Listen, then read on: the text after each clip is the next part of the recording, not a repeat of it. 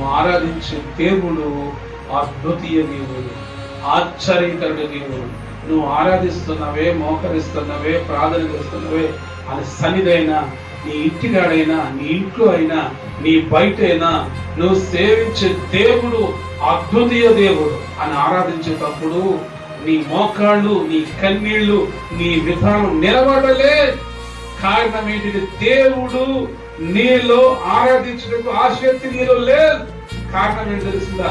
నీలో ఉన్నది పాపం, నీలో ఉన్నది శాపం, నీలో ఉన్నది లోక ఆశ, లోక తలంపు, లోక వేదనలు నీలో ఉన్నప్పుడు మోకాళ్ళేయలేవు, మోకరించలేవు, ప్రార్థించలేవు, దేవునితో గడపలేవు, దేవునితో త్యాగం చేయలేవు, ఆయన సన్నిధిలో పరిచర్య చేయలేవు.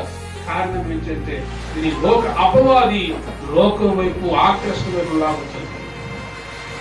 నీలో ఎప్పుడైతే ఆ పాపం, ఆ శాపం నీలో ఉండదో అప్పుడు ఆత్మతో, సత్యముతో నీ దేవుడైన దేవుణ్ణి ఆరాధన చేయగలుగుతావు.